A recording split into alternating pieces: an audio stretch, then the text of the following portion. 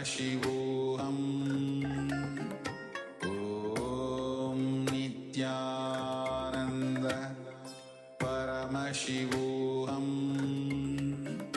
Om Nithyananda Paramashivoham Om Nithyananda Paramashivoham Om Nithyananda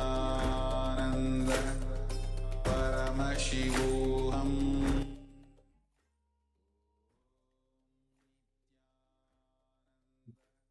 Yes, Nithyananda. Now, take a moment and let us share what was revealed to you when you started scanning the objects which are in front of the acharyas.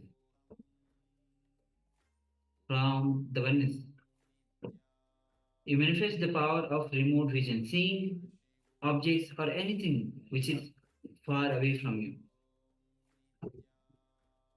So let's take a moment and let us share what was revealed to you. Any detail that was revealed to you, whether it is the color, whether it is the object itself.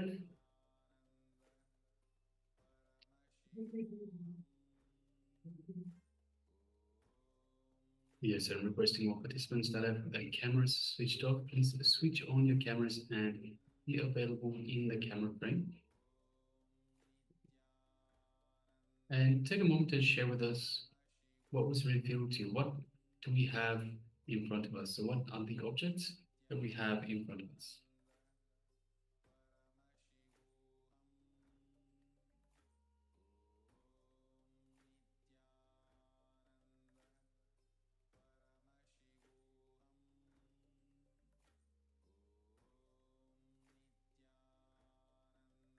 So all power manifestations occur from the space of oneness with Paramashivoham, space of oneness and the feeling connection to Swamiji. So it is, especially now after darshan, is the best, absolute best time to manifest this power. See, every time you manifest powers, you strengthen your feeling connection, you strengthen your feeling, your space of oneness with Paramashiva and with the Supreme Pontiff of Hinduism. So it really is the best time to practice these power manifestations. During the darshan, you would have been infused with superconscious energy of the avatar of the Supreme Pontiff of Hinduism. So these superconscious energies absolutely must be bolted in. This is why we do the power manifestations. See, we are at a certain level of superconsciousness. The Supreme Pontiff of Hinduism is so far higher.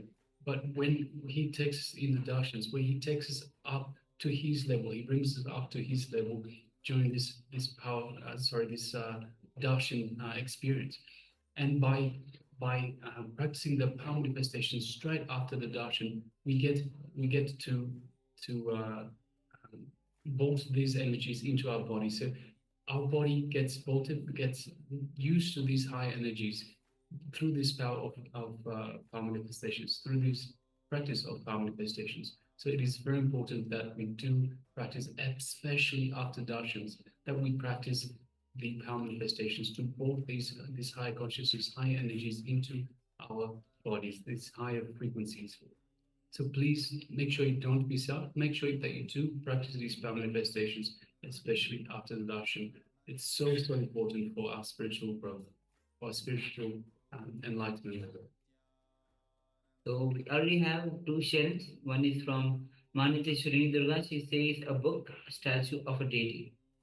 Yes, thank you very much for sharing, Ma. And we also have Ma Nitya Bindu Shakti, who says book, white and water. Yes, thank you very much for sharing, Ma. So we're just waiting for, just giving a chance for everyone to share, everyone to perform this power manifestation, because it is so important.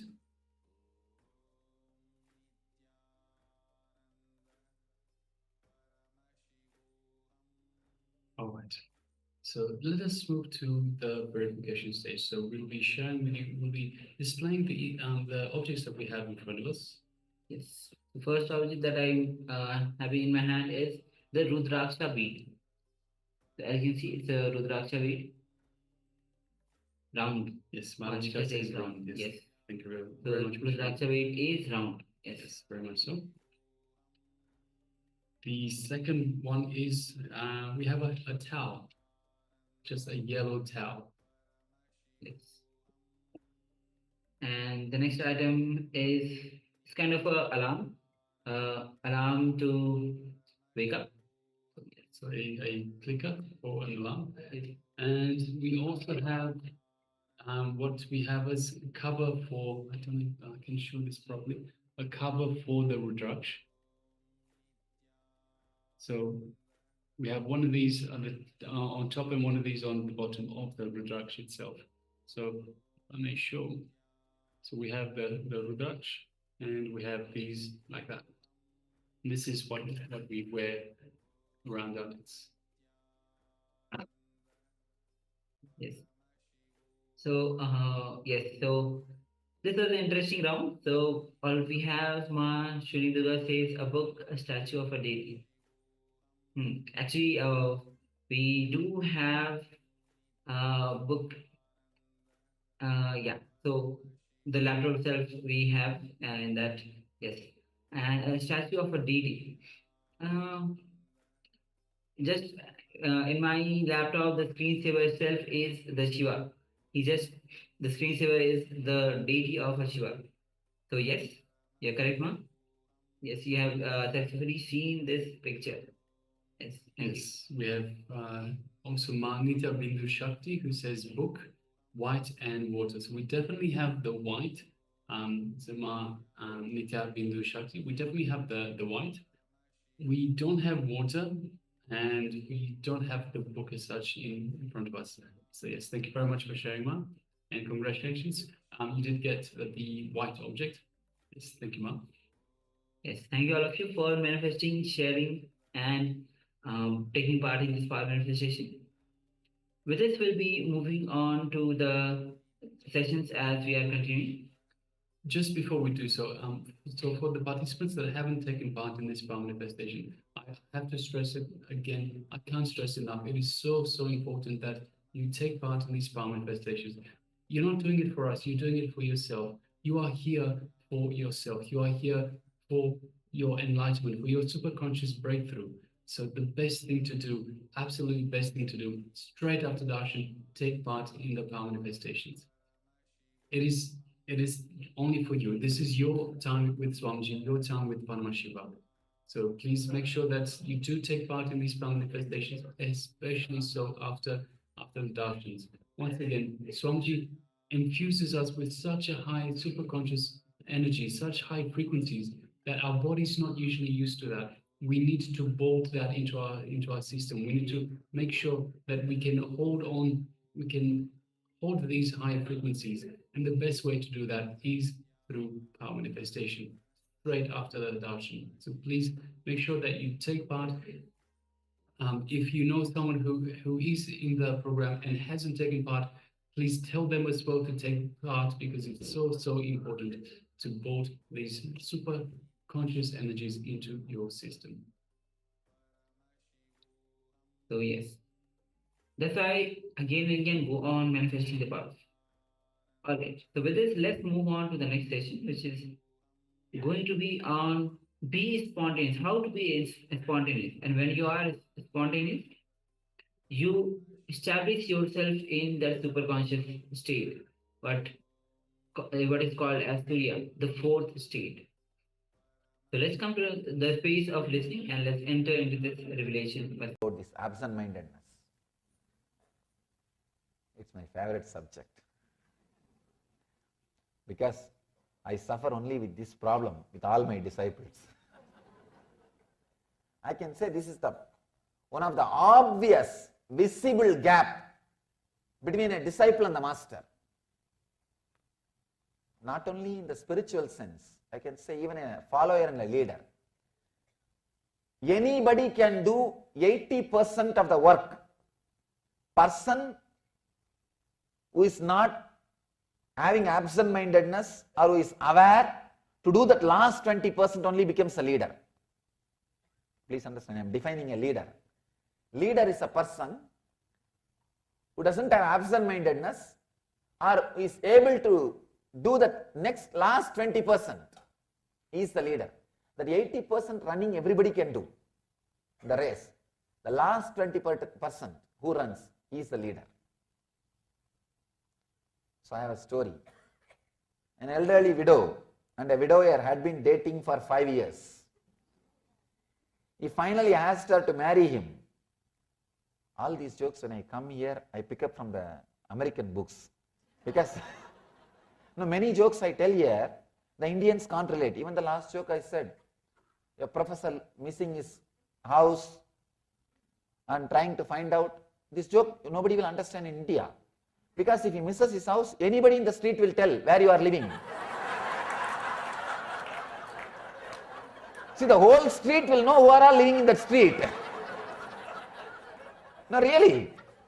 See, at least in the village where I am, I know every house. Their name, their kid's name. I know everybody. And not only that, who is having what all with whom. Everything. That's the lifestyle. Sometimes many stories I tell here, all this whole thing goes to India also. Now this time they made live streaming. All over the world people are watching. Many times, these brahmacharis, they ask me, Swamiji, we didn't understand that story at all. Many stories they can't understand, because in India, even especially when I was, the village in which I was born and brought up, it's like a 4th street, all cousin brothers, and the whole village, practically the whole village will be relative, directly or indirectly. Kids will go into any house and eat anywhere and sleep anywhere. Once in a week they will take attendance. And they know all are there. Once in a week, the Friday they will all supposed to go to temple. They will all go to the temple. That time they will take attendance, that's all. It's a huge house. If somebody gets married, they will be given a room, that's all. And it doesn't belong to anybody. I still remember, once they wanted to sell the house in which I was born and brought up, one portion they wanted to sell. They were searching for a document. Finally they realized, for 90 years, nobody is bothered to find out the document or whose property it is. 90 years before the grandfather was there, in his name document is there. Means for last 90 years, nobody questioned whose house it is. Everybody was living. Can you imagine? 90 years means 3 generations. Nobody asked, no conflict arose, whose house it is. Who is the owner of the house? Nobody questioned. That head of the family, he is there. Whenever some girl gets married, one part of the jewel is given. When a boy gets married, a room is allotted.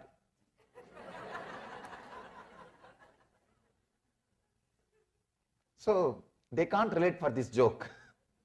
Anyhow, I don't know whether they can relate or not, you can relate. Especially elderly widow and widower dating for 5 years, they can't understand. This itself will be a joke for them. They don't need a punchline.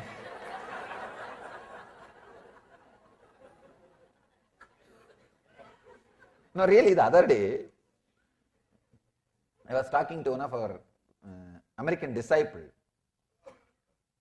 He was very sorry for my father. My father died in a very young age. He was 50s, early 50s, he passed away.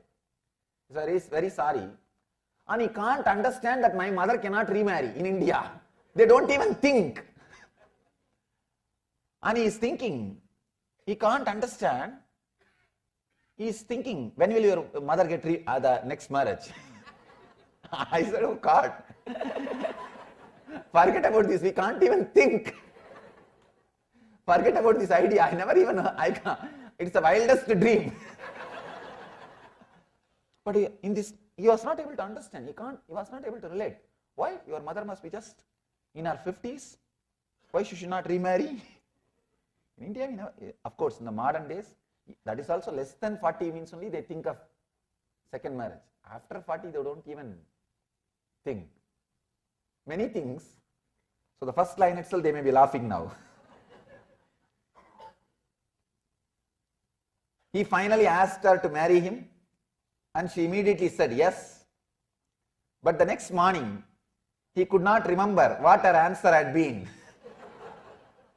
In desperation, he decided to call her. He forgot. He says, this is really embarrassing. But when I asked you to marry me yesterday, well, this morning, I just could not remember what your answer was. She suddenly said, oh, I am so glad you called. I remembered saying yes to someone, but I could not remember who it was.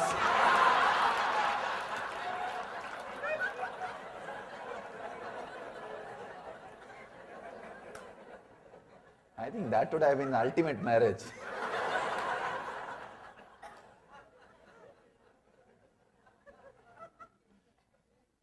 Anyhow,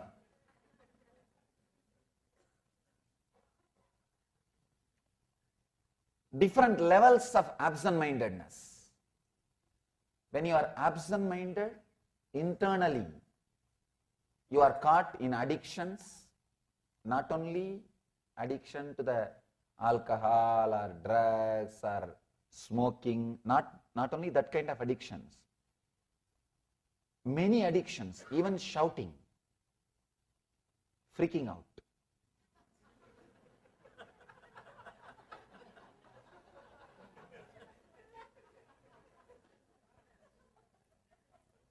You can see your whole life. Try to live for a few days with awareness. You will be walking in the same way inside your house. You will be sitting in a same sofa. Many times inside the house they share the sofas. This is for you, this is for me mentally. They sit in the same sofas almost. And when you come down in the same way. Sometimes even for 6 months you don't use many parts of your house. Many parts of your house, for 6 months you don't even use. I describe aparigraha. Aparigraha means living with minimum things. Whatever you have not used for last 6 months, donate it to some charity. Give it away. Somebody came and said, Swamiji, will they take my brain?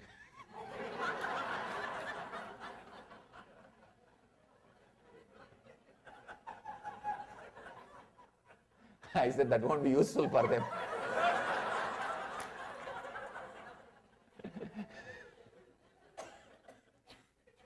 Whatever you don't use, you have not used for 6 months, give it away. In that case, many part of your house, you have to give it away. Don't use means absent-mindedness.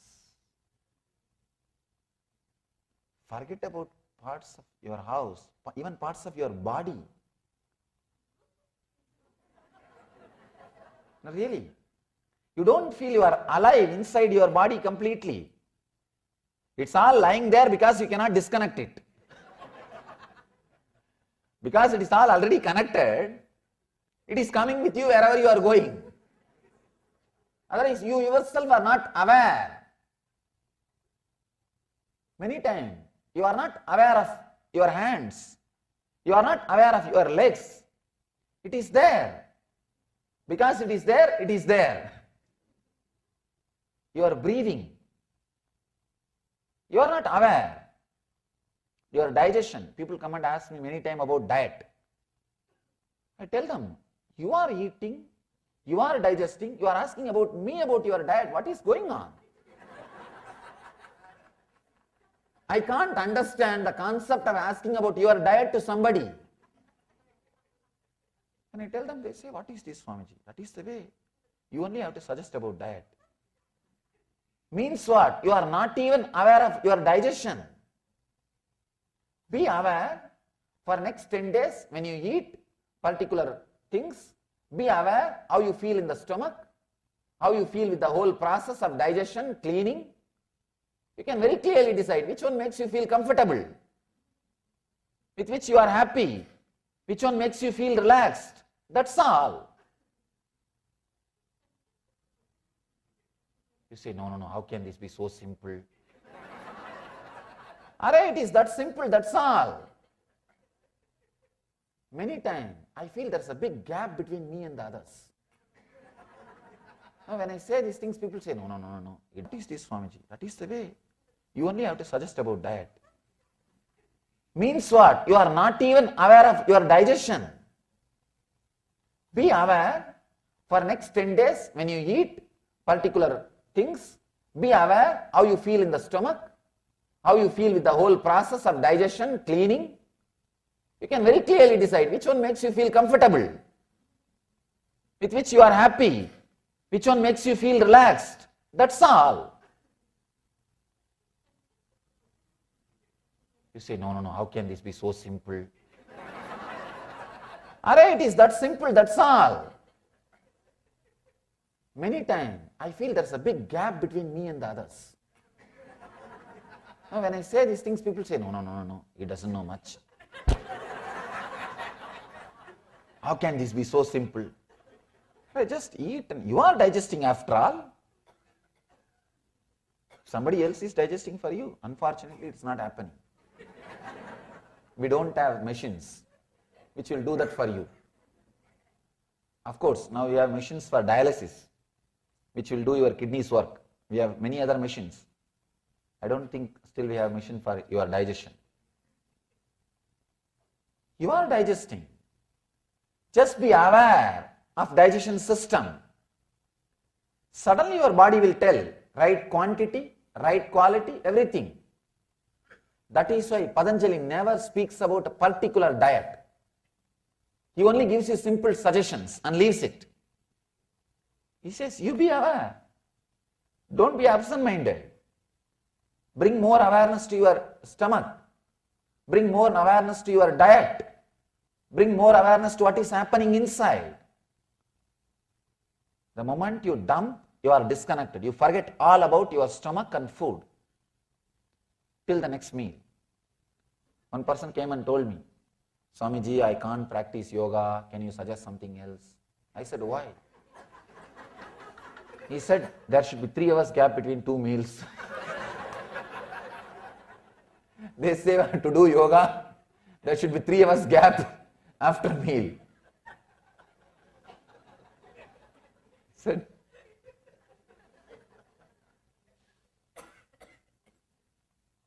then he asked me, he said, 3 hours after the end of the meal or beginning of the meal?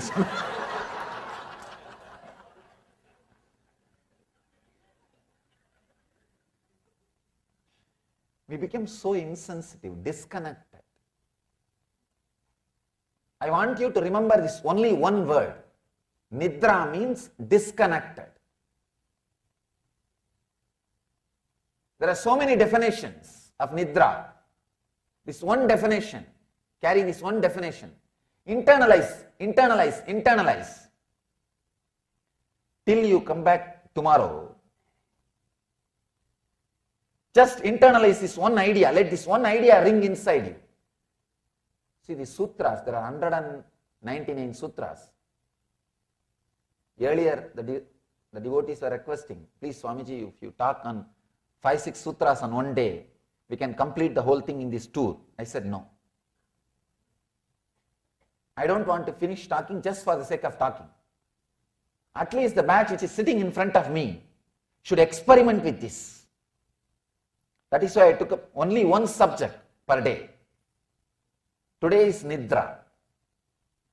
Analyze the different dimensions, different aspects of Nidra. You have 3 kinds, 2 ways of sleeping, means 6. Waking sleep, dream sleep, sleep sleep. In that waking sleep, 2. One is external and internal. External is responsible for losing all the outer world things. Internal is responsible for all addictions. Many times you decide, you don't execute. Means what? The vow, the strength, the sankalpa which has happened in your system is disconnected before even it spreads your whole body. For example, you decide, let me stop smoking. That sankalpa, it travels through your nervous system. Before even it occupies your whole body and brings it under the control and becomes an action, it is broken. The nidra has happened. The pass has happened. Your screen has gone into power saver mode. Because I am struggling with this Kindle. Every 10 minutes it goes to power saver mode. Your system goes to power saver mode. Understand, you don't have to save power because you are not connected to battery, you are connected to electricity directly. This machine has to save power because it has a battery. But you are connected to cosmos. Without socks. I was walking in India. I did a Padayatra this January. I am filled with so many memories and experiences of that wonderful Padayatra. Because I went to live with the villages. After my mission started, first time I am going back to villages and living. 9 years I lived with them before the mission started. 9 years I spent my life with Indian villages. I can say that is the best place to live on the planet Earth. Best place to live on the planet Earth is Indian villages. Indian villages. Especially where the TV has not penetrated. I can say still at least 10,000 villages are there in India. They don't know who is the Prime Minister or President of India.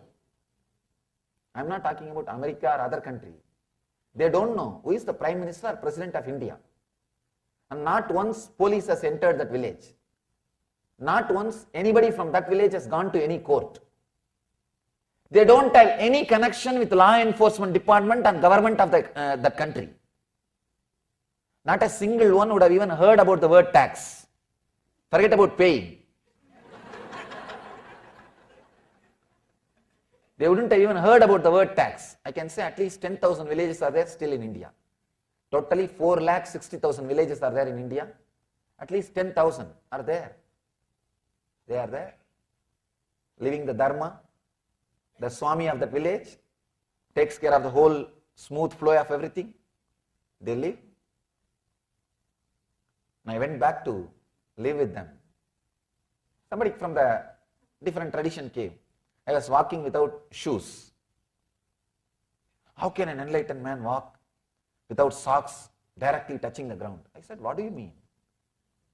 Only an enlightened man has to walk on the ground, touching the ground, because earth will feel blessed.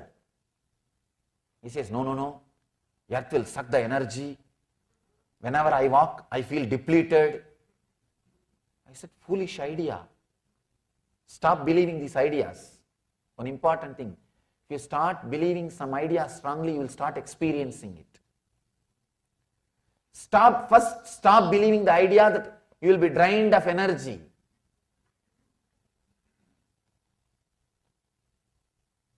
You need to forget some 10-15 words from your dictionary. I am burnt out. I am swamped with the work. Too much is in my plate.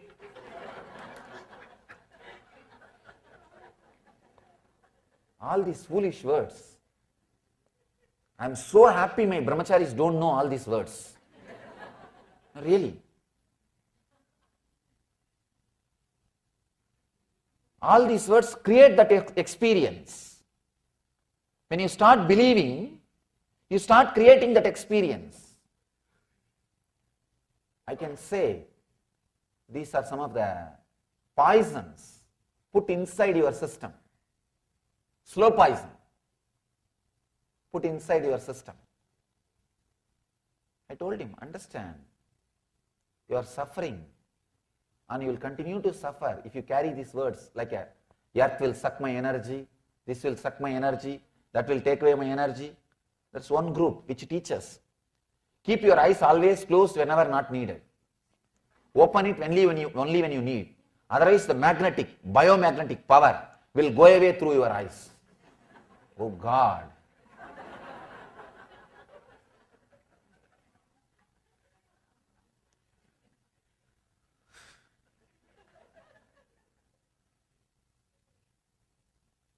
Live as intensely as possible. Existence is not here to suck from you. It is here to supply you. You need the understanding from the other side. You need the understanding from the other side. It constantly rejuvenates you. It constantly rejuvenates you, refills you.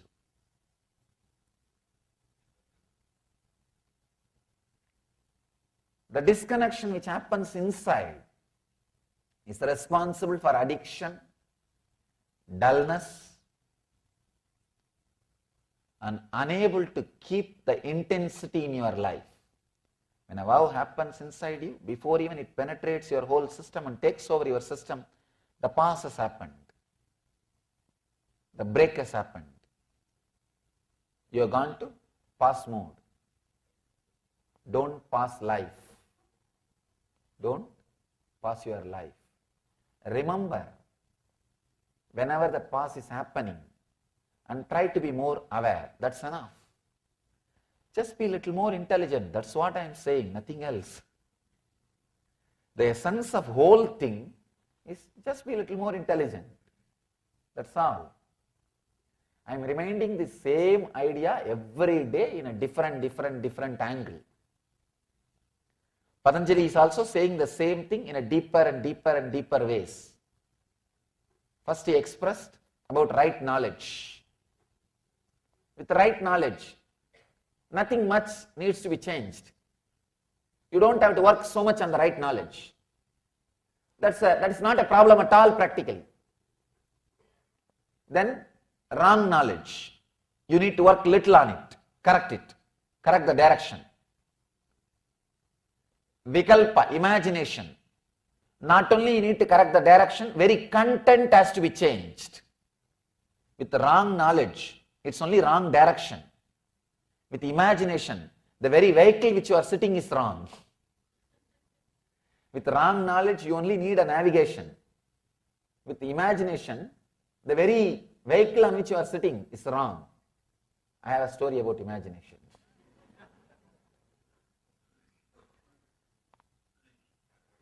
One guy brings his brother to the hospital and says, "Sir, he thinks he's a lawnmower for last 8 months. Doctor said, "Why did you bring him so late? 8 months, what did you do?" No, just yesterday my neighbor returned him back."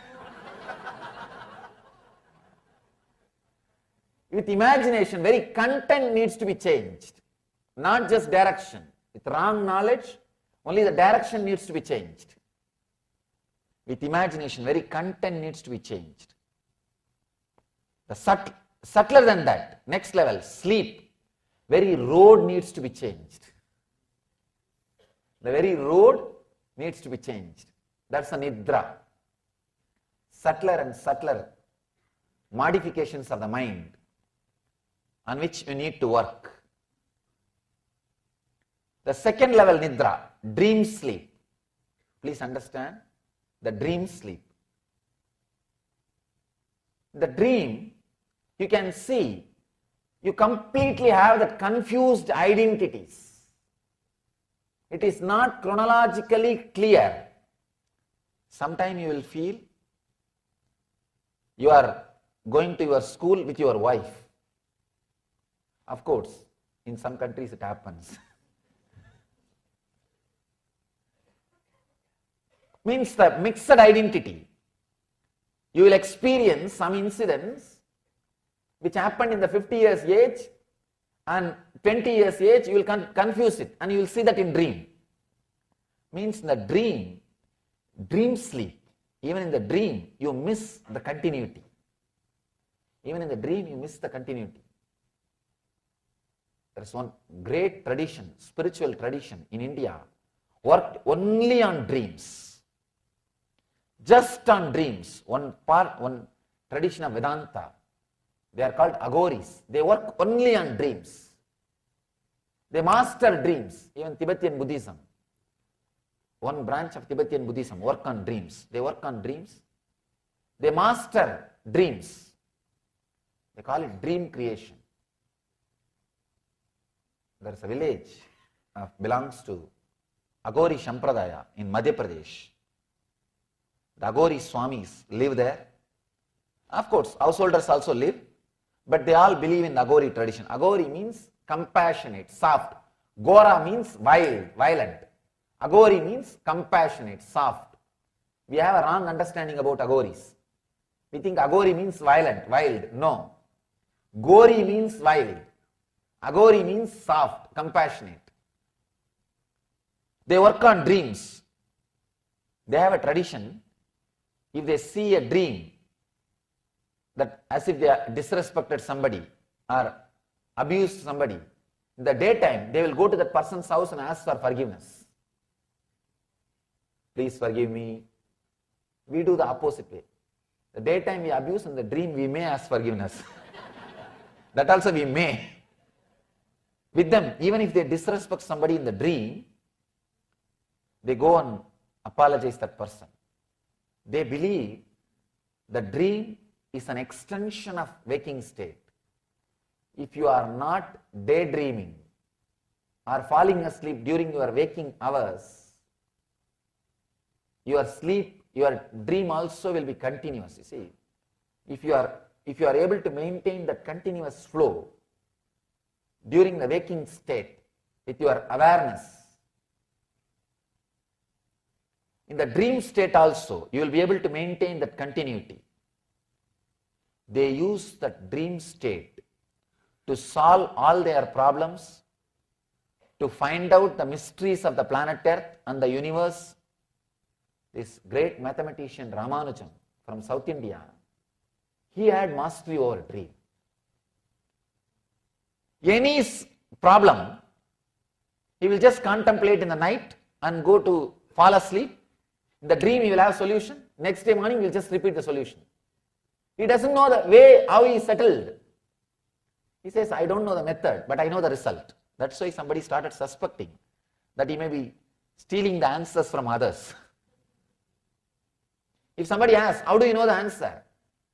He's a great devotee of Solingapuram Mahalakshmi. There's a Devi, Lakshmi Narasimha. Narasimha is the incarnation of Vishnu. It's a great devotee of the Lakshmi Narasimha. He says, though Solingapuram Mahalakshmi told me, that's all. He has mastered the dreams. If you are able to be aware, even while the dream continues, you will use your dream to enrich your life. Please understand. If you can master this art, God, I can say your whole life will be totally different. You can achieve straight away whatever you want. Mastering your dream means being aware even while you are dreaming. Not letting that breaking or the pause happen while you dream. You may ask how to do. There is a beautiful technique, very powerful technique from Tantra. Visualize something which you like. Even Patanjali speaks about the technique. He gives in Vibhudipada. He gives in next Sadhanapada and Vibhudipada about the technique. Whatever makes you feel very pleasant, something, if some person, if you feel very pleasant by remembering your master, or by remembering your beloved, or by remembering some scene like a beach, if you feel very pleasant about somebody or something, just remember that alive inside while you fall asleep. Lie down in your bed, just remember that alive, vivid, visually, in multicolor, 4 dimension. Vividly remember and continue to be with that till you fall asleep. Try this just for 10 days. You will see that vivid picture, vivid visualization, that vivid experience will penetrate your dream state within 10 days. And that will continue to be there throughout your dream. Means you have mastered the dream. You may think, how can this happen in just 10 days? Try, you will see. But only one condition. You have to choose something which really makes you pleasant. by remembering which you feel very pleasant.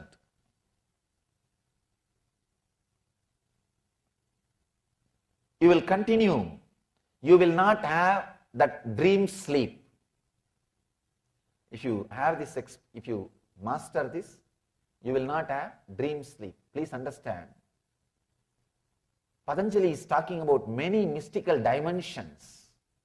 He is talking about all these things to awaken those mystical dimensions in you. Life is not just all about having what you call good life. Just few cars, few houses, and a family, maybe few wives. But sometimes I really wonder how these guys are able to manage few affairs, because constantly you have to hide. No, that's a big problem. And you need to spend so much of energy.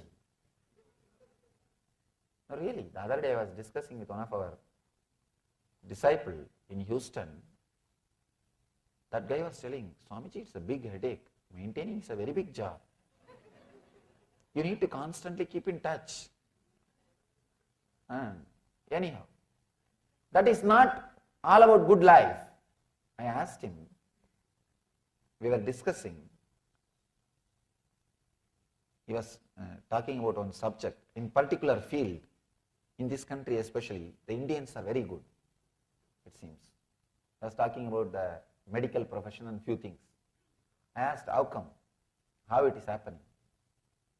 He said, first thing, the worry about maintaining other affairs are less, Swamiji.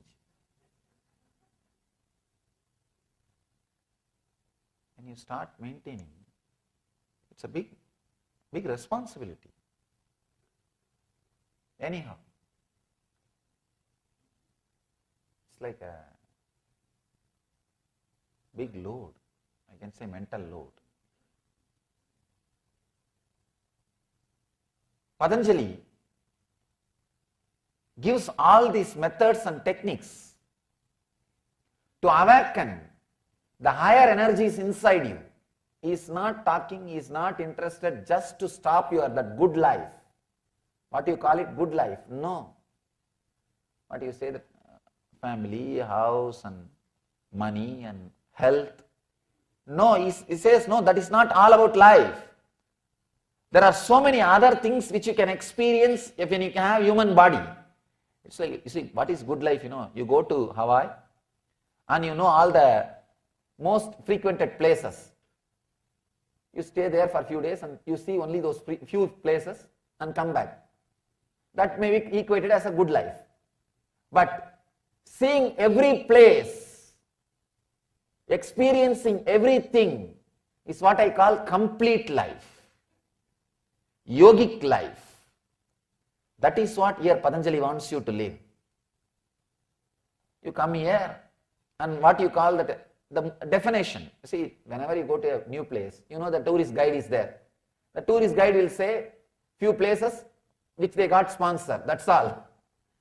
They would have got sponsor from few people about those few hotels, few restaurants and few beaches and few places they will talk about, and you do that one or two things and come back. Same thing most of us do in the planet Earth. When you come here, you see the tourist guide which your parents are carrying. And you say, one marriage, one house, 2-3 car, little bank balance. You do that and go back. Understand, that is not complete life. There are so many things which are hidden, deep secrets, which needs to be lived. Awaken those energies, those possibilities. Especially if you can stop that dream sleep. So many things can happen. Even in the dream sleep, there are two subtle categories. When you are dreaming, the discontinuity which happens with the dream and the discontinuity which happens with inside you. Just like in the waking state, two dreams, two sleep. The waking state, you have two sleep. Sleeping in the action, sleeping in the thinking. Same way in the dream state. Sleeping in the dreaming, sleeping in the thinking. The next is sleep. This is the ultimate sleep. Understand? You may think, what can we do about sleep? If you work on the dream state and go deeper and deeper. See, if you are working on the dream state, let me explain this very clearly, how to work on the dream state. If you are interested in working on the dream state, take up this technique. It will be very powerful. Every day I am going to talk about the techniques which Patanjali is expressing. If you can work, continue to work that day itself. If you can't, at least play with some technique, one or two, you will see new doors opening. Working on the dream, as I told you, take up a pleasant object or a thing. If it is a person, it will be really nice because you can easily meditate on him, connect with him, feel him. Feel him inside your inner space, visually, alive. Just go to fall asleep with that one intense visualization. In 10 days you will see, he is there continuously. You will see his form in the dream.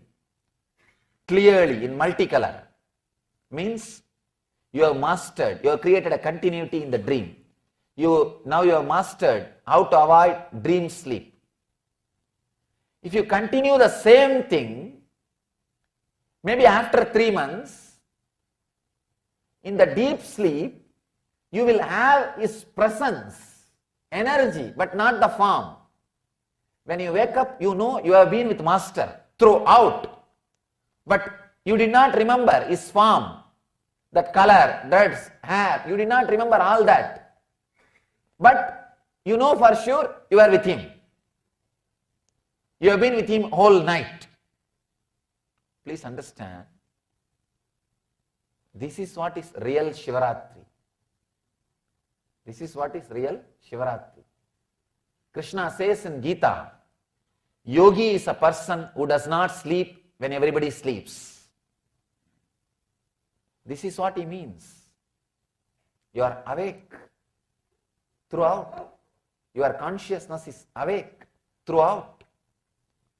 Try this technique. You will master waking sleep, dream sleep, and sleep. You will have that continuity in all 3 states. That is what we call Turiya. 4th state. If you are continuous, unbroken in all 3 states, you experience, what you experience is called 4th state, Turiya. By describing the sleep, Nidra, all Patanjali wants us to understand is the subtle state where thoughts are not visualized is sleep or Nidra. Now, try to be continuous throughout the Nidra, not only the sleep which is happening in the deep sleep time, the sleep which is happening all the 3 times. Be continuous so that it can lead you to joy. If you are not maintaining that continuity, if you are falling asleep, day sleep, dream sleep, deep sleep, it will lead you to more and more anguish and pain, which is happening in all of us, which is happening in our life. So understand,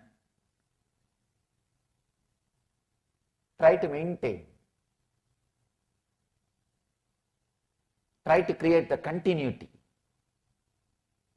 People ask me, if I am continuous, then how will I rest, relax? Understand, that continuity itself will be such a deep, restful awareness. It will not be restless awareness. Don't think, it will be like a load on you. Sometimes if you don't fall asleep if you don't sleep in the night, early morning you feel tired. It will not be like that. In that time, you have not slept, but you are thinking continuously, all broken ideas. It's like a garage sale. You collected all the things and you are completely confused with your objects. How to organize and how to market and how to price it, and you are suffering with it. Please understand, if you have not slept and early morning you are tired, you have done garage sale whole night. Whole night you have been doing garage sale. I am not talking about that mode. If you are create that continuity, that very continuity will be the deep restful awareness. I can say that is the ultimate break you can give for yourself. Now you don't have break. Break is not under your control. The continuity is the ultimate break. It looks paradox. Please understand. It looks paradox. Now you think you have a break. You have a break sleeping, dream, waking. You think you have a break. That is not a break. Continuity. Having the continuity, mastery over the break is a break. Understand? Now there is a break, but you don't know when it will break. Mastery over the break is the real break. I have a story for you about break. A huge fire broke out near a farm. The county fire department were called out, but the blaze was too big for them to tackle. So a call for additional assistance was made to a part-time volunteer force. The volunteer brigade turned up in a dilapidated old truck which spluttered along the track leading to the fire. The county fire chief was about to apologize to the farmer for the embarrassment the volunteer force was causing, when to his amazement, the volunteer truck fearlessly drove into the very heart of the fire. Within minutes, the center of the fire was extinguished, breaking the blaze into two controllable sections. An hour later, entire fire was out. The farmer was so impressed that he immediately presented the captain of the volunteer force a check for $1,000.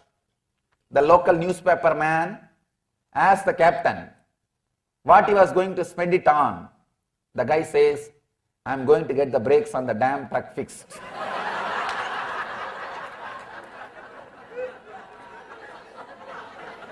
If you can break your brake, only then it is brake. Otherwise, it can't be brake. If you catch that continuity, you can break at any time. You can break at any time. The brake is under your control. So, let us break now. Understand these great ideas from Patanjali. Experience these meditations and catch that continuity, fourth state. Living in the fourth state is what I call living enlightenment, Jivan Mukti.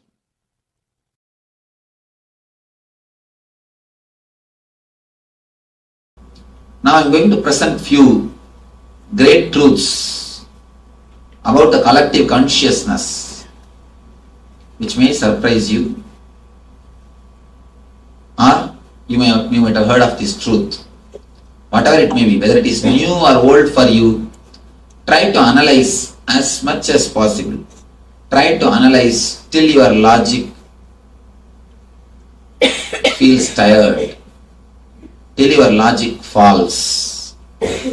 Try to analyze till your logic falls. First thing,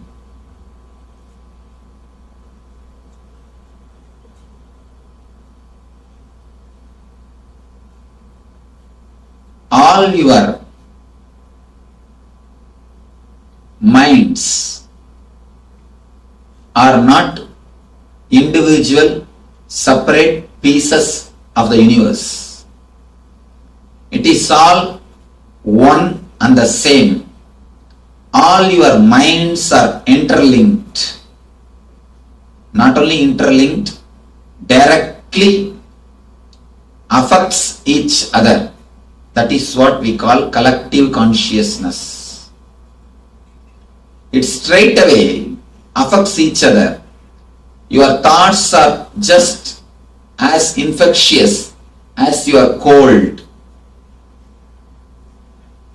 Your cold people may escape from your cold. It is not so infectious, but your thoughts are much more infectious than cold. If you catch cold from somebody, you may suffer only few days, that also physically. But when you catch thoughts from people, not only you suffer mentally, you suffer forever. It's not only mentally, you suffer forever. Same way, anything you think affects the people who are staying around, and not only people who are staying around, whomsoever is living in the planet Earth, they are touched by your thoughts. Understand? Now, naturally, our intellect will resist. How can this be true? Receive all these things. Now we will, then later on the question and answer session, we will analyze it one by one, inch by inch. First truth, I declare, all of us are not different beings, different minds. We are all totally interlinked, closely networked. Any of my thought can transform you, any of your thought can touch me. We are not watertight compartmented. We are not separate individuals. You are not an island. Please be very clear, you are not an island. There is only one thing called collective consciousness. Next truth, not only in the mental level, even in the deeper conscious level, the more deep you go, the more deeply you are connected. The more deep you go, the more deep you are connected. Sachidananda, get that NSP diagram. I will try to explain a simple truth. Please understand, this is the physical layer, physical body.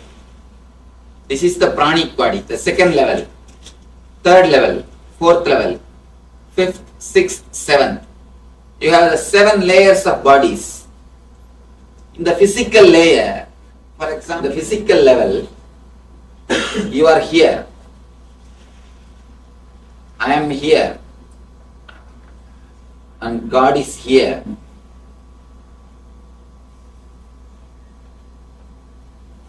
If you come down a little bit to the pranic level,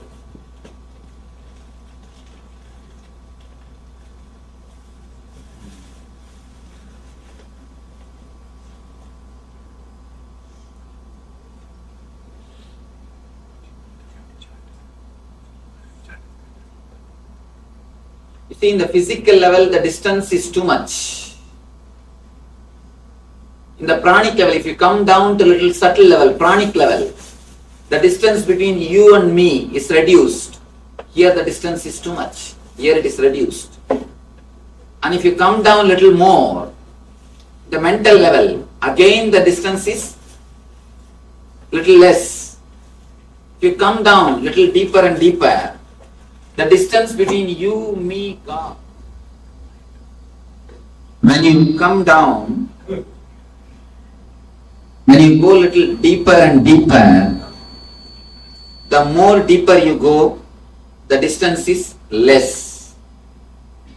The more deeper you go, the distance between you, me, God will be reducing. In the end, the deeper level, there is no distance. You, me, God, everything is just one another, same. Only in the physical level. Everybody can hear. Really. Take another mic, no?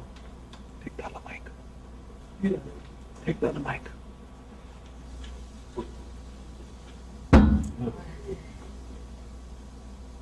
In the physical level, the distance is too much. In the pranic level, distance is little less. And in the mental level, distance is little less.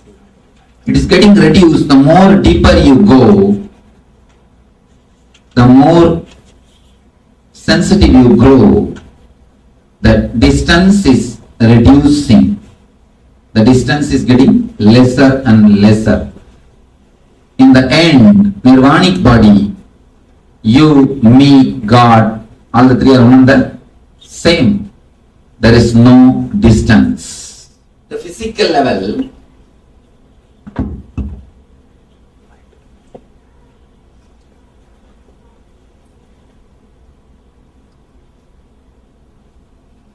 you are different entities. When you feel in tune or when you start loving somebody intimately, their suffering or joy can affect you. Why? Because the distance has become very less. It can simply come in or go out of your being. Their suffering can come into your being or their joy can come into your being. In a little deeper level, you don't have something called individual identity. You are just a part of collective consciousness. That is why many times you do not want suffering, but you are not able to escape from suffering. Again and again, whether it is physical disease or a mental depression or the spiritual bondage, even though you don't want, you have to undergo the suffering because you are not clear-cut enough.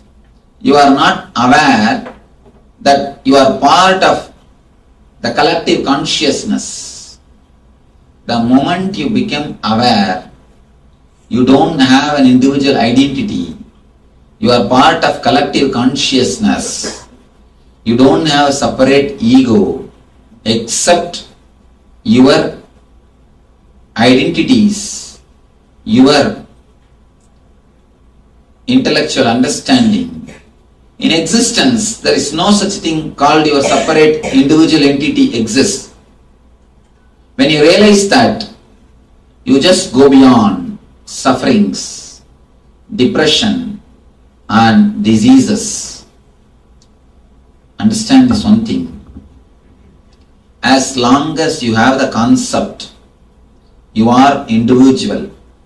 The individual consciousness. As long as you have individual consciousness, whether physically or mentally or in being level, spiritually, you will be continuously suffering.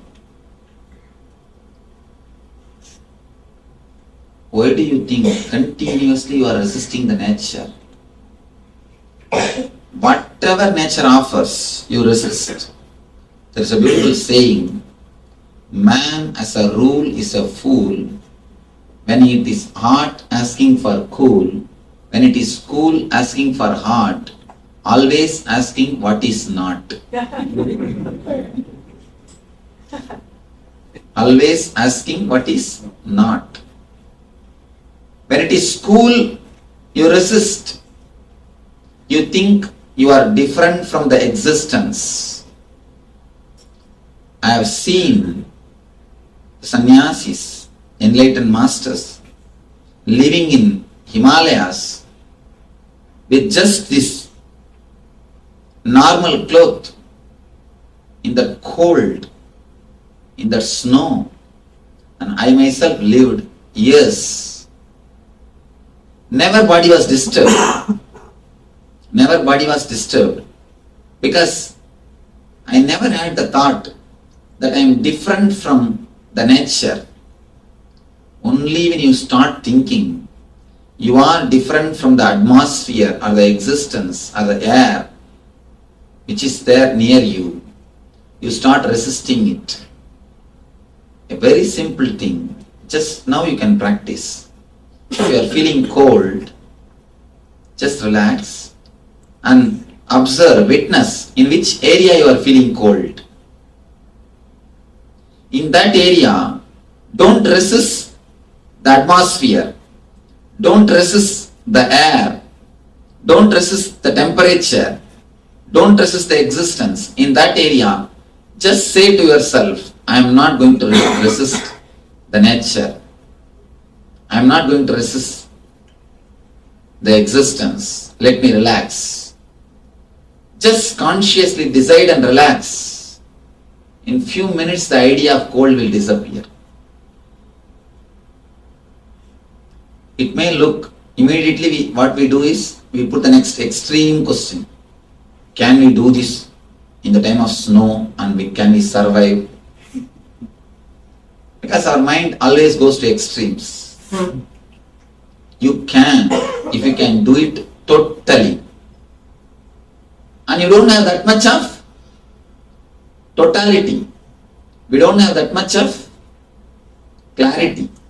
If we can relax, fall in tune with nature so much, simply you can live. Because human beings are living. When they all can manage, why not us? When you think you are something separate from the nature, nature disturbs you. And one more thing, in the air, all possible bacteria and viruses are there. Any moment, any disease can affect you. Any disease can happen to you. As long as you feel in tune with the existence, even if they come inside your body, they just leave. The moment you start thinking that you are somebody individual, separate from the existence, you are something different, then the whole becomes your enemy. You see, you are a part and everything is a whole. If you feel in tune with the whole behaves as a friend. The moment you start thinking, the moment you start discriminating and start behaving with the whole in an opposite way, it just starts acting like an enemy. Be very clear, the whole is not here to kill you or destroy you. And this is a simple, one more example you can understand. When a living person falls in the water, he gets drowned and the dead body floats. And after all, dead body is more heavy. It is filled with water now. Once he dies, he drinks water and water goes inside. He is heavy, but dead body floats, but a living person gets drowned. What do you think? As long as you are living, you resist the water. You are resisting the nature. If you just stop resisting, if you just feel that the whole is part of you, you have become part of the whole, simply you can start floating. And the other day I read a beautiful interview. One person jumped in the Niagara Falls and he survived. A strange thing. He jumped in the Niagara Falls and he survived. All the journalists are questioning him. How could you manage it? How did you survive? And if you have seen Niagara, then you can understand. I can't even imagine that somebody survived in that Niagara. He says beautifully. He says, when I jumped, I felt that I become part of the falls. I felt I am a particle floating in the falls. When I came out, again I felt I am just a part. I never felt I am different. When you disappear into collective consciousness, nature is not enemy for you. Nature is your close friend. nature protects you. When you think you are individual, as long as you have individual consciousness, nature protects you. When you realize you are a collective consciousness, nature protects you. Wherever you want to achieve success, even in the social and economical way, only when you feel in tune with the whole group, only when you fall in tune with the collective consciousness, you will be able to achieve what you want to achieve. As long as you think you are an individual, you wanted to keep your place distinctly, you wanted to keep the idea you are somebody, be very clear, you will be continuously resisted and you will be resisting. Whether it is home or office, workplace or your company or industry, wherever. If you disappear into the collective consciousness, you will be again and again protected and taken care, and you will experience the ultimate success, not only socially and economically. You will start experiencing it in a feeling of fulfillment. The feeling of fulfillment which happens to you will be inexplicable. The moment you start resisting, you create hell for your whole life. Small story. A guy was informed that his wife has fallen in the river and he is supposed to jump in the river and save. He jumped and started swimming against the current. And they shouted, "Arey, what are you doing? You are going against the current."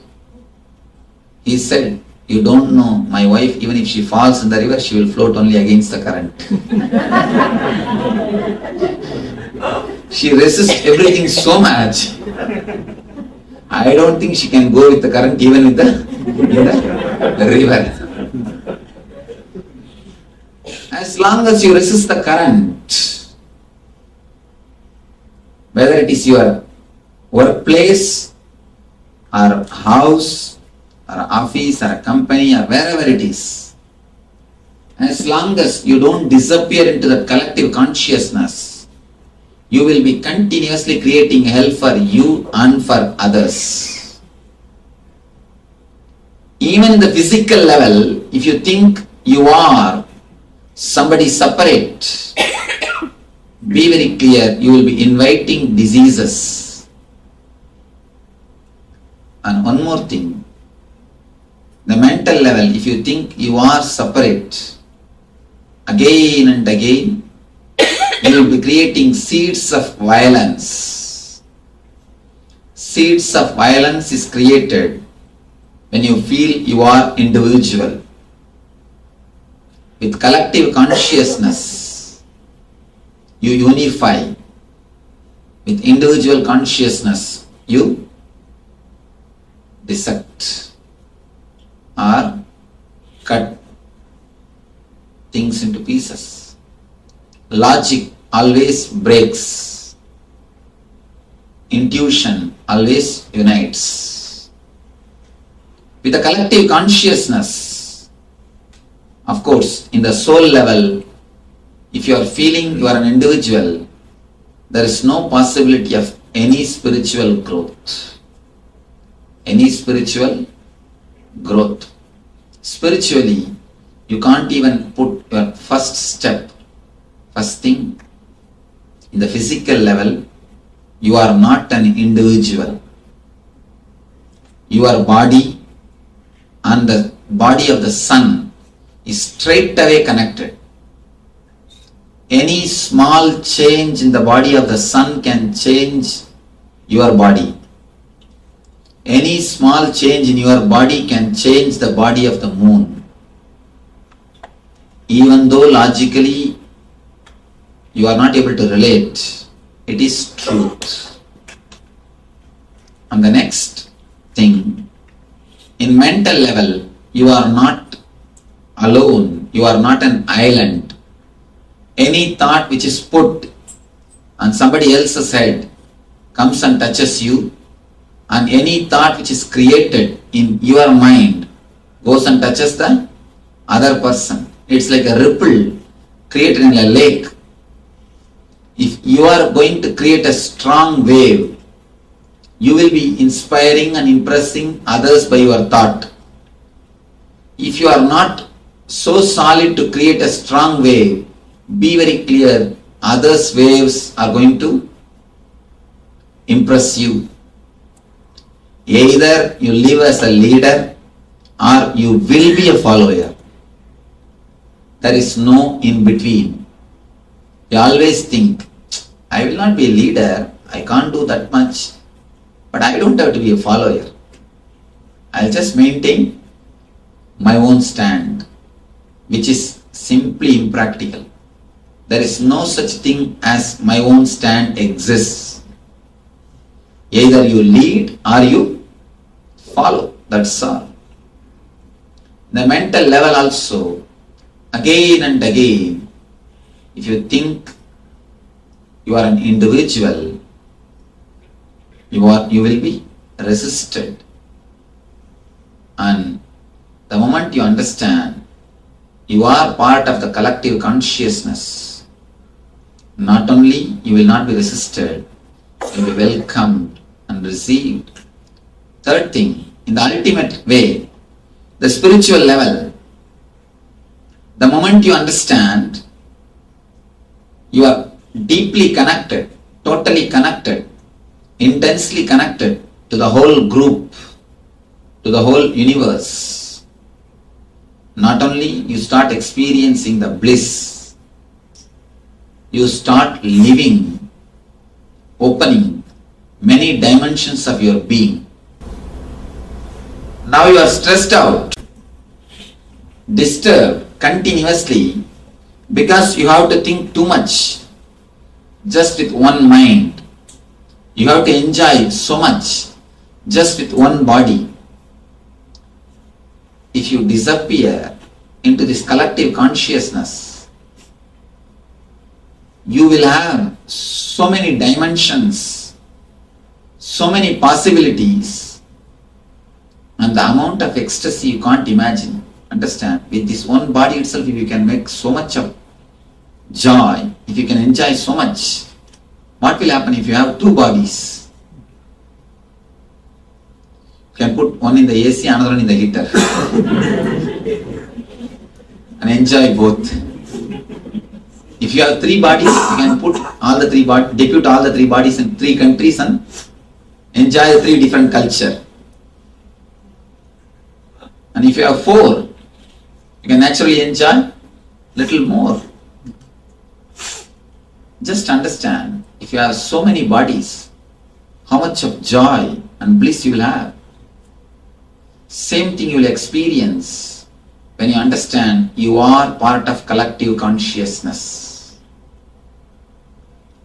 The whole NSP or Nithyananda Spurana program is all about making you realize you are the part of collective consciousness. Not only a part, you are collective consciousness. You are not individual consciousness as you think. Physically or mentally or spiritually. Layer by layer, when we go deeper and deeper, you start feeling you are just one with everything.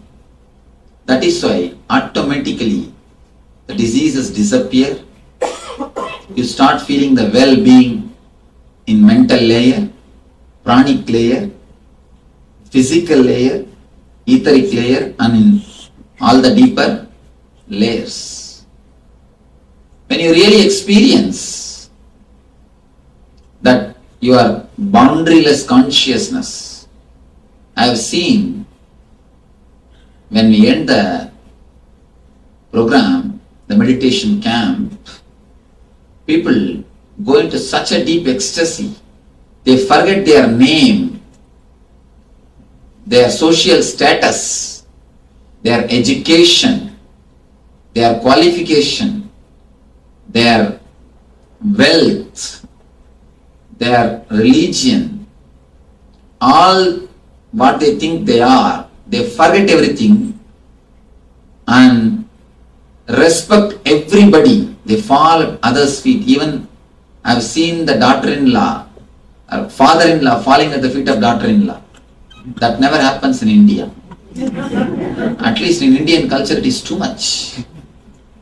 I have seen father-in-law falling at the feet of daughter-in-law, just seeing the divine in her. And mother-in-law falling at the feet of son-in-law. And fathers falling at the feet of daughters. Because they see the divine. And the grandmothers touching the feet of granddaughters. And the person who is a boss or who is the owner of a company touching the feet of person who works for him. This is staff for whom he pays. I've seen this happening. When you experience the deep ecstasy of oneness, collective consciousness,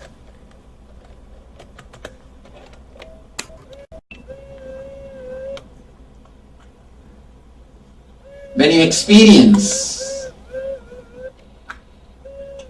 the bliss or ecstasy of that collective consciousness, you forget all the differences of your name, wealth, social status, prestige, whatever you think as you just disappears, and what you are is revealed to you.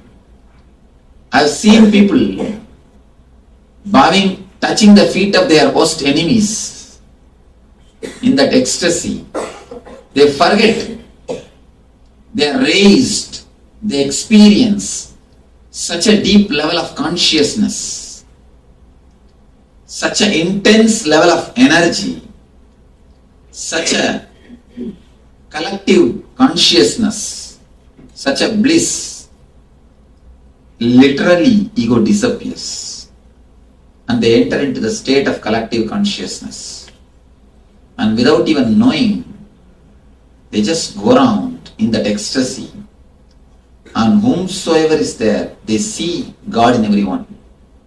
It is not that they are given instruction. It is not that they are visualizing. When the experience happens, the whole group feels the collective consciousness and realizes they are one and the same. They are not different entities.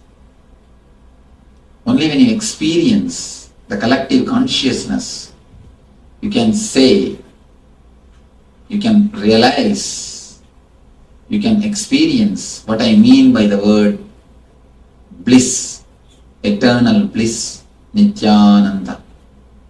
So I pray to the ultimate divine, let you experience this eternal bliss, Nithyananda. Thank you.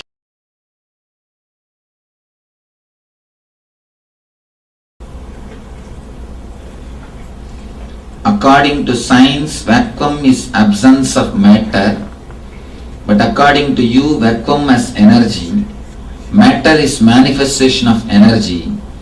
How will you define vacuum then? Please understand, now the science has changed its view. Now they are coming up with a clear-cut idea. No such thing as vacuum can be created. Even in the space in which you say vacuum, the ether is the present. The ether is the grass form of energy. And they are very clear now, ether is also a form of matter. It can be measured and handled. So, first thing, now the science has evolved so much that it could catch up with the spirituality. It could understand the spiritual truths, and they started understanding vacuum is not absence of matter. It is absence of certain parts of matter, not completely all matter. You have 5 elements. Vacuum is absence of 4 elements. That's all. It is not the absence of matter. So, science has changed its opinion, and this itself has answered my question. The question. So my stand is accepted by the science, where lately they are coming up with their clear concepts also to work on the ether, how to use the ether and all those things. Thousands of years ago, the Eastern rishis have developed Vastu Shastra to use the power of ether. All our Vastu Shastra means the technique of building homes and houses are all based on this science of ether. So now they are working to how to use the power of ether. So the next question is very clearly answered in this itself. According to me and according to science, vacuum is energy, and vacuum is not absence of matter. And I define, according to me, vacuum is not something special from total. Total and vacuum are one and the same.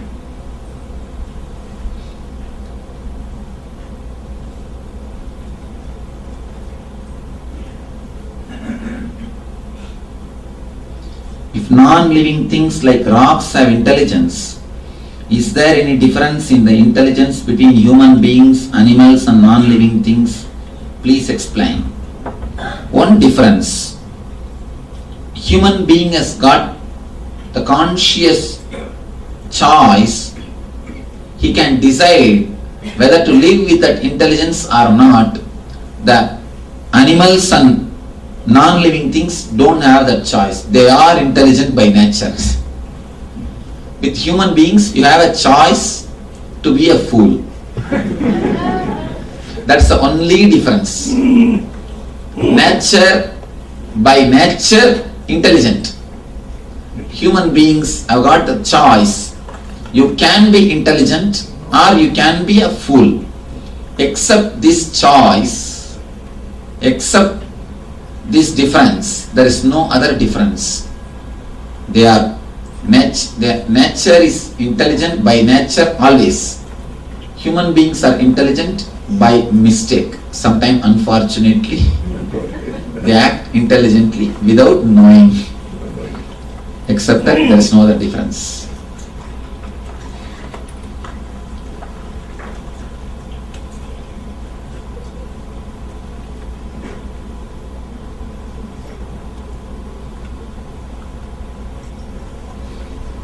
I understand that as you go deeper into the 7 bodies, the distance becomes less. How do you move down in levels of bodies and stay there so you can truly experience collective consciousness? It is just as simple as 1, 2, 3. Just very simple as 1, 2, 3. 1, after the lecture, go to the volunteer. 2, register for NSP. 3, be here tomorrow morning. Just 1, 2, 3. It's as simple as 1, 2, 3. You can experience and stay there.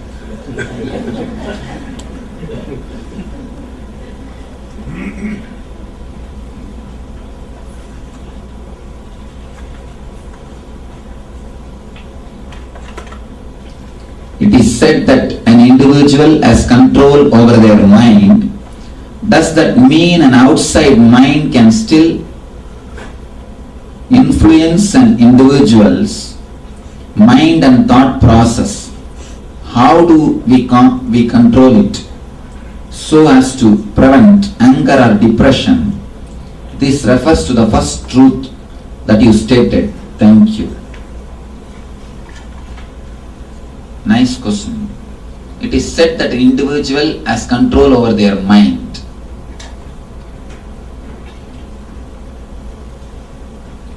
And can I know who is that individual who put this question? It is said that, oh, you are, can you control your mind? I find it difficult. This is the same reply from everyone it will be. If I ask anyone, it will be the same reply. Then how can we believe this first statement? It is said that an individual has control over their mind. This is only said, not practiced. Be very clear, it is only said, not experienced. So the statement is wrong. The next thing, does that mean an outside mind can still influence an individual's mind and thought process? Yes. Are you married? You are. Simply by them, now you know, your husband can influence your thought process. And you see, one small thing, not only by giving orders, even without giving orders, they can influence. For example, you wanted to come to meditation. I'm not saying particularly about you. Your husband may be here, I don't know. Or somebody, you want to come to meditation. He never says openly no, but he just keeps his face, long face. He can influence your meditation here. When you are sitting here, his long face, you will be meditating on his long face. You will be continuously remembering his long face. They are very energy. And one more thing you should understand. For example, he never likes this meditation, all this stuff. And somehow fortunately he was not in the station, he is not in the city. He is out of station for last 10 days. Even then, if you are coming here, you come up with a thought, if he is here, I have to ask permission. So you will say no. Anyhow, you come here. You have not asked him, he has not showed any even body language or verbal language, nothing has happened. But when you are sitting here, your energy will be totally different. The memory, just the memory, if I ask him how he will react, is more than enough to put you into low mood, to influence you. Am I right? The very thought is enough to change the whole energy. So understand, it is so practical.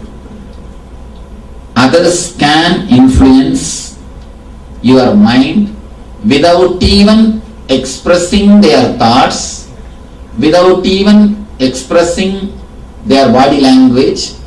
Even if you don't see them, even if you have not seen them, even if you have not asked them about something, just their thinking trend, just their thought structure, when you know about it, that is more than enough to influence your thought and thinking system. How do we control it so as to prevent anger or depression? How do we control it? Again, same answer, only meditation. Analyze all the 7 layers of your so-called individual consciousness. You are nothing more than onion. Please be very clear. We are nothing more than an onion. If you peel the onion layer by layer, what is there inside? Empty. Just like that, you are an onion. Onion thinks it has got something solid. Only when you peel all the 7 layers, you understand there is nothing inside. Same way you think you are an individual consciousness. If we peel all your 7 layers, you will experience you are a cosmic consciousness, collective consciousness. That's a one and only way to prevent anger or depression which sneaks inside your system from others, through others and by others. Thank you.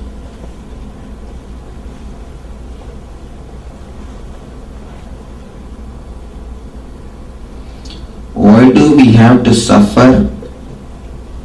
In childhood, we are trained to be separate from others, then school to learn to be somebody, and then adults competing in commercial jobs, and ultimately, if the ultimate truth is we are one, bliss, why cannot mass consciousness also reflect this joy, peace and love?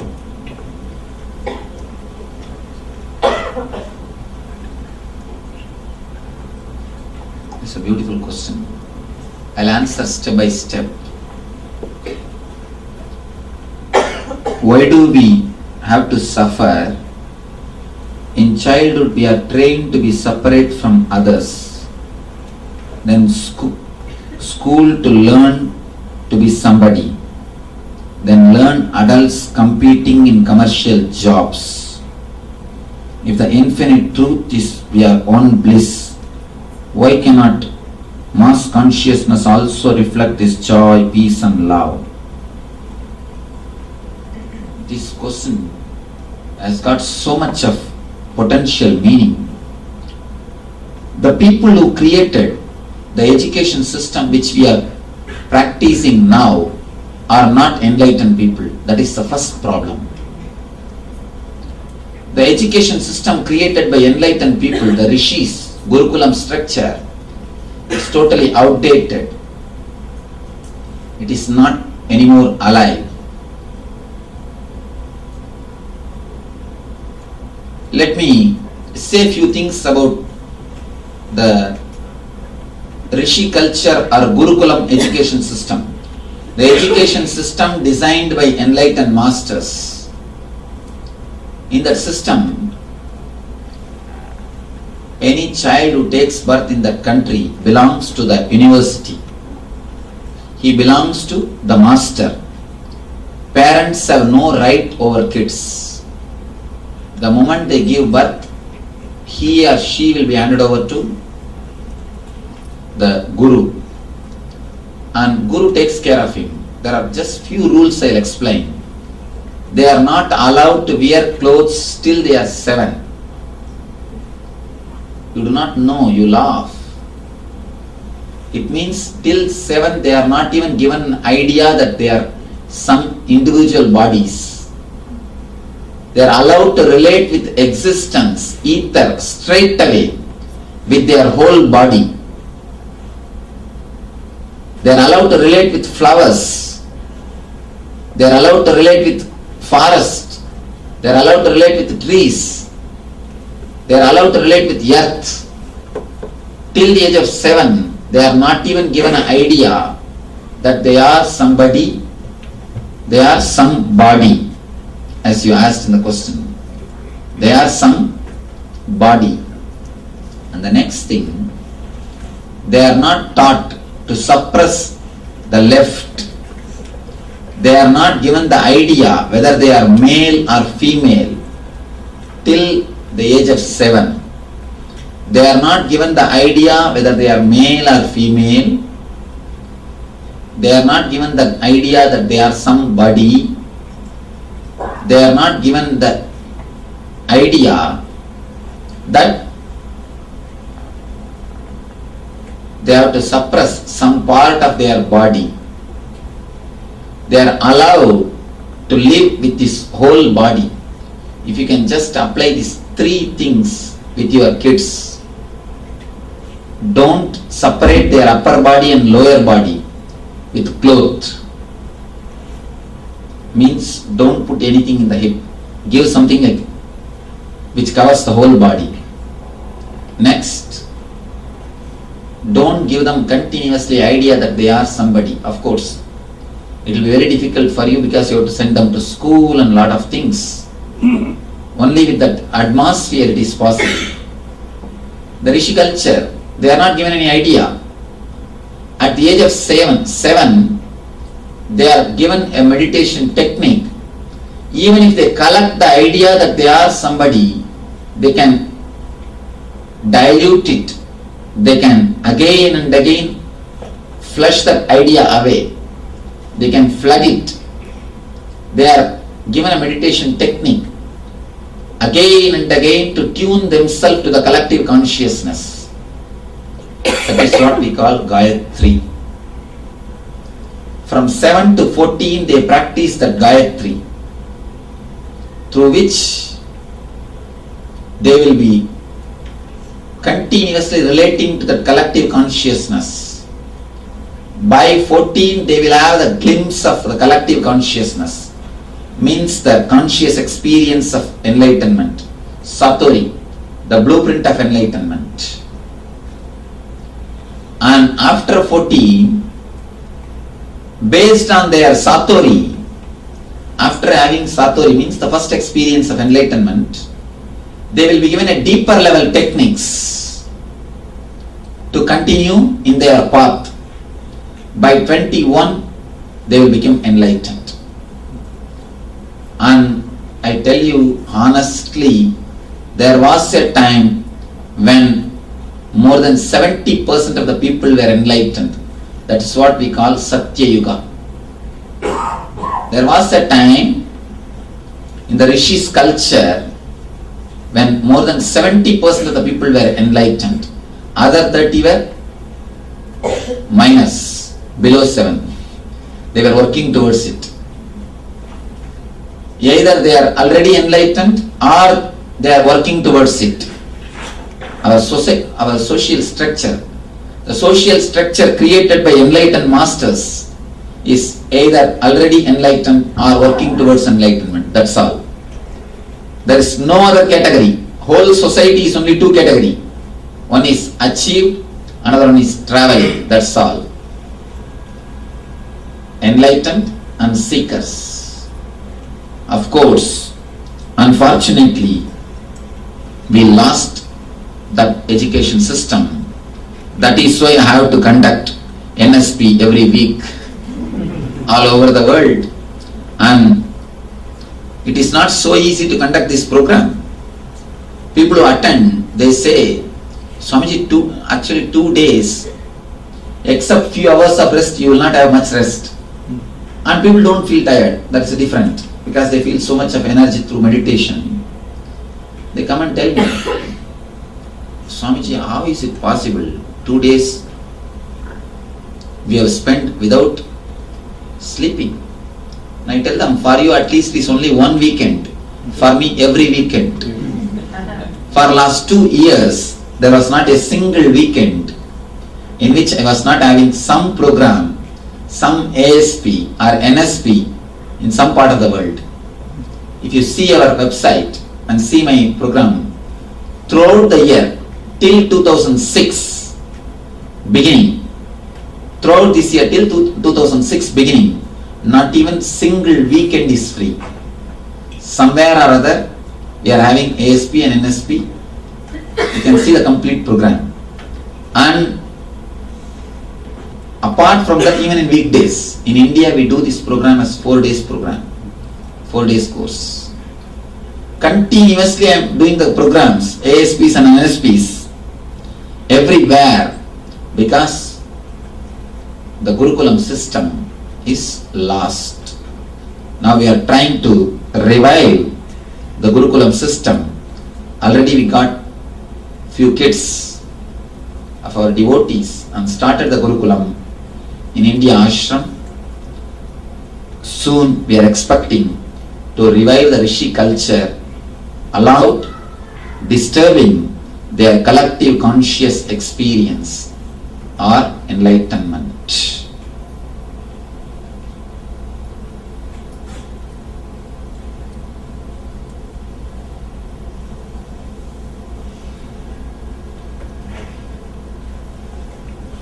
Swamiji, do you think undifferentiated Nirvikalpa consciousness is more or less suitable for us compared to Savikalpa differentiated collective consciousness?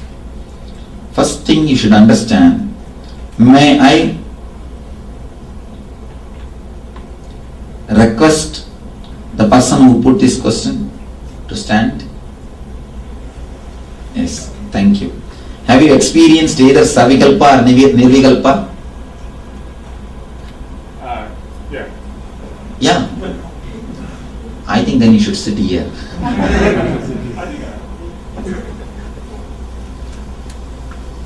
Let me tell you from my experience. I do not know about your experience. I can say from my experience, please be seated. From my experience, there is no difference between Savikalpa or Nirvikalpa. When you reach 99%, there is no difference between 99 and 100. These terms are just words. I tell you, in my experience, when I reached Savikalpa, I just dropped into Nirvikalpa. It's not that after that I have to do something to reach the Nirvikalpa. When I experienced Savikalpa, I just dropped into Nirvikalpa. So this is what is my experience. This is the way I achieved enlightenment. And the next thing, undifferentiated consciousness and collective consciousness is again one and the same for me. I did not find any difference except the word. A small story. In India, a big fight goes on between this Savikalpa Samadhi group and Nirvikalpa Samadhi group. The Savikalpa Samadhi group is this Ramanujas, Vishishtadvaita and Dvaita, Bhakta category. And Nirvikalpa Samadhi group is this Shankaras. These two group, a big fight. One more small story inside the small story. It's like there was a tank in the center of a village. 4 new persons came to the village. They were about to enter into the tank. One guy said, there is a water, I have to go and drink. The other guy said, no, it is only pani, not water. My grandfather told me. I have to go and drink. The third guy said, no, it is Neelu. It is neither water nor pani. I have to go and drink. The fourth guy said, no, it is Tannir. Means water in Tamil. No, I have to go and drink. My grandfather told me. My grandfather only built this tank. All the 4 started fighting before entering into the tank. They fought so badly. All the 4 killed each other before entering into the tank. If they had little bit of patience to enter into the tank, or at least look into the tank, all 4 of them would have understood what we are fighting is only word. It is one and the same. Whether water or pani or tanni or neelu, it is just one and the same. Same way, all this religious terrorism. This religious terrorism is nothing but misunderstanding of the same category. Before entering into the tank, they hold on to their words and they say, my grandfather told me. My grandfather's grandfather told me. They continue to fight without even peeping into the tank. If you just have a little bit of patience or courage to peep into the tank, not only you will not fight, all of you can drink and then supply water to everyone else. We can experience the bliss and radiate it to everybody else. These guys, this Ramanuja and Shankara fight, you don't know to what extreme this Savikalpa and Nirvikalpa goes on. And these Ramanujites, Vishnu Bhaktas, they will have a big bell in their ears. If somebody chants Shiva's name, they will ring their head and they will shake their head so that the name will not go into their ears. No, really? They will just shake their heads so that the name will not go into their ears. And the other guys, the Shankarites, if somebody utters the name of Rama, Narayana, they will go and take bath and come back. This fight between Shankara and Ramanuja, Advaita and Vishishtadvaita goes on. The Savikalpa and Nirvikalpa. And there was a showroom. Both of them have written commentary on Brahma Sutra. Both books are displayed. one scholar came and enquired a volunteer who was standing there and taking care of the showroom.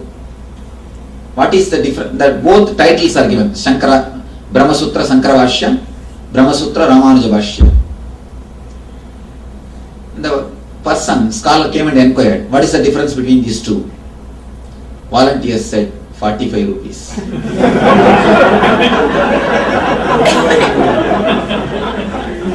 It is just 45 rupees, $1, nothing else.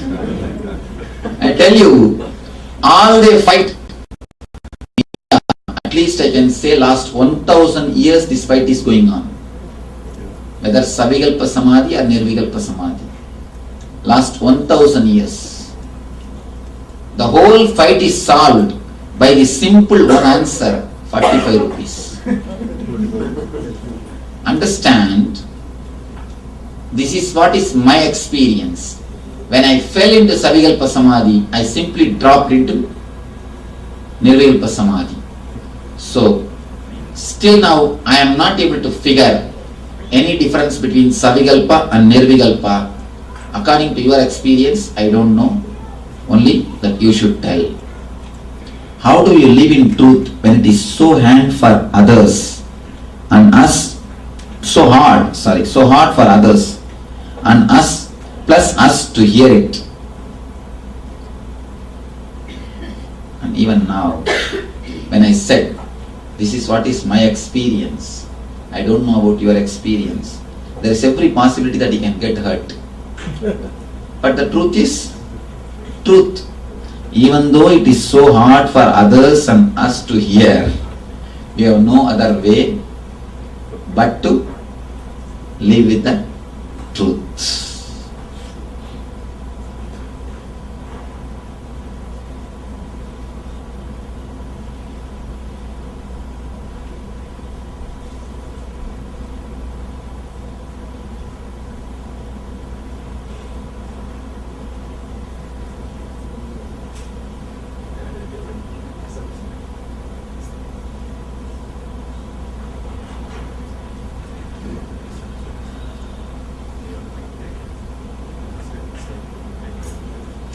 Is it possible to skip the layers of attaining the nirvanic body?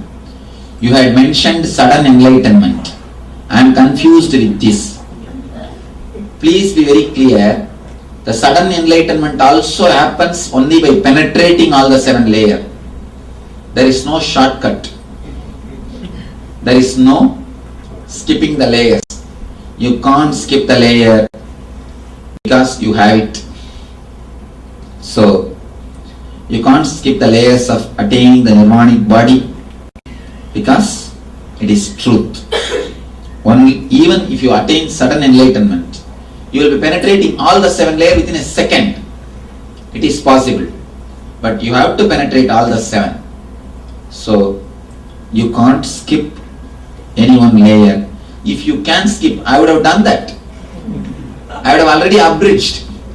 I try all my best to abridge all my programs. So, I saw very clearly, you can't do any more upgrading or editing. I did all possible editing and updating. The updated version of consciousness only I am offering. I can say for sure, the program, the NSP, or the meditations of layer by layer is updated version of consciousness. It is most updated software or hardware, whatever you think.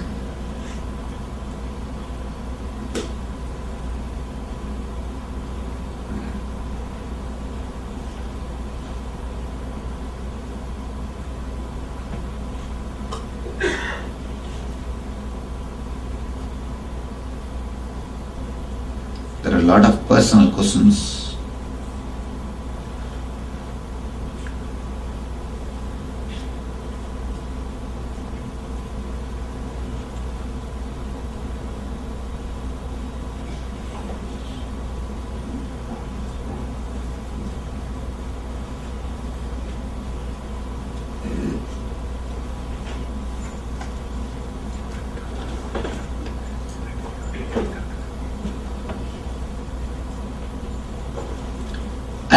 and bred of your ability to heal men and women of their physical ailments.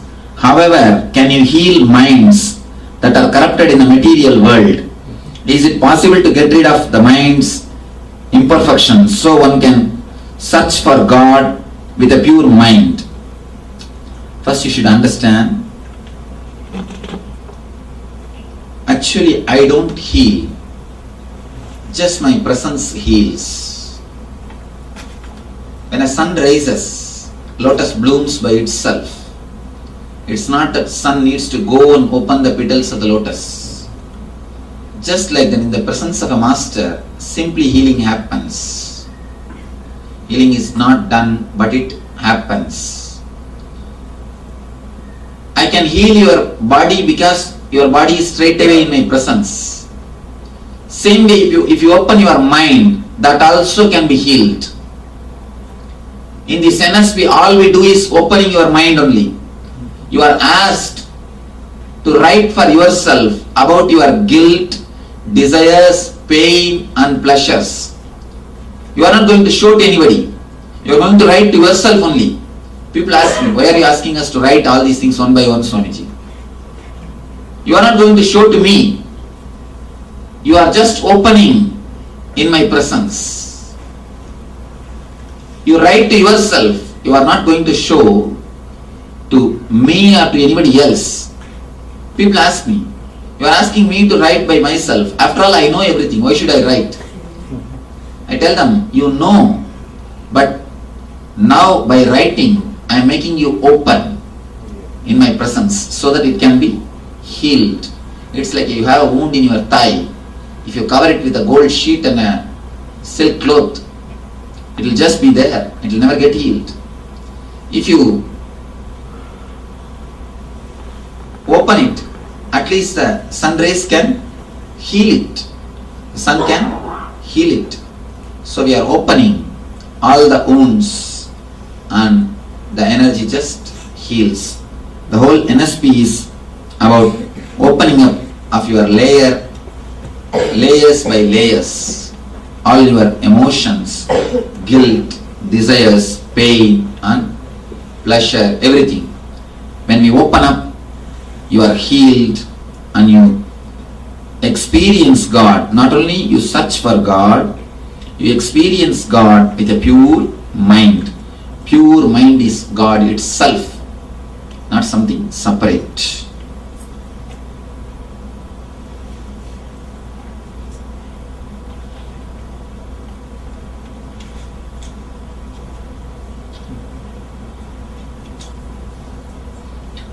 We are all part of collective consciousness. How the God comes into this? The collective consciousness is what I call God. The whole is what I call God. When you are whole, you are holy. And today is holy. Ras Purnima. When Radha and Gopis and Krishna experienced that collective consciousness, Krishna gave the experience of collective consciousness to the whole group of Gopis and Radha. We have a very wrong idea about this Ras Leela. We think Ras Leela is something like we made it as such as if Krishna had relationship with so many women. No, it's a wrong concept. Be very clear. Ras Leela happened when Krishna was 10 years old. He was a small boy. None of us read the original scriptures correctly.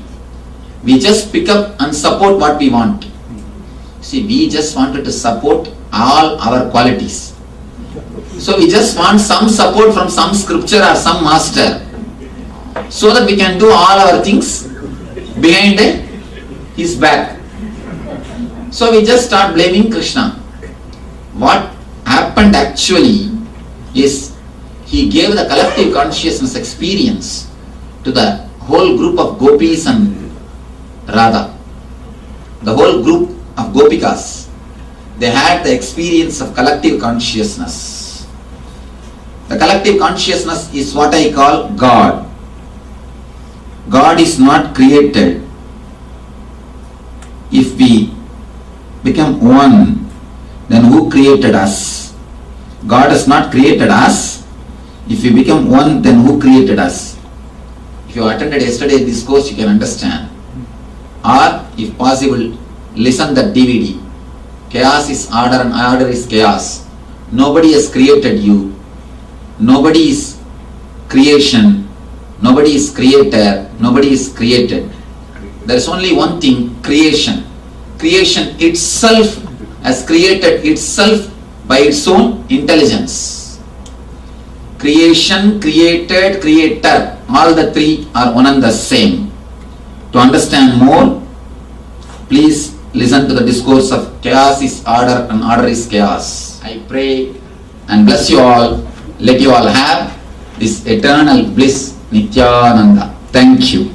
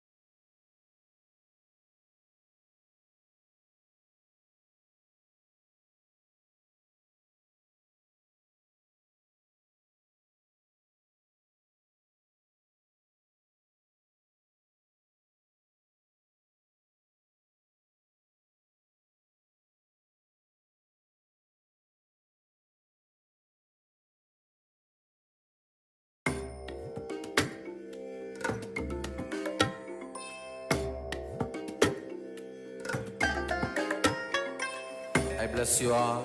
Let you all open all your three eyes and manifest the powers of Mahasadashiva. Om Nithyananda Paramashivoham. Om Nithyananda Paramashivoham. Om Nithyananda Paramashivoham. Om Nithyananda Paramashivoham. Om Nithyananda Paramashivoham.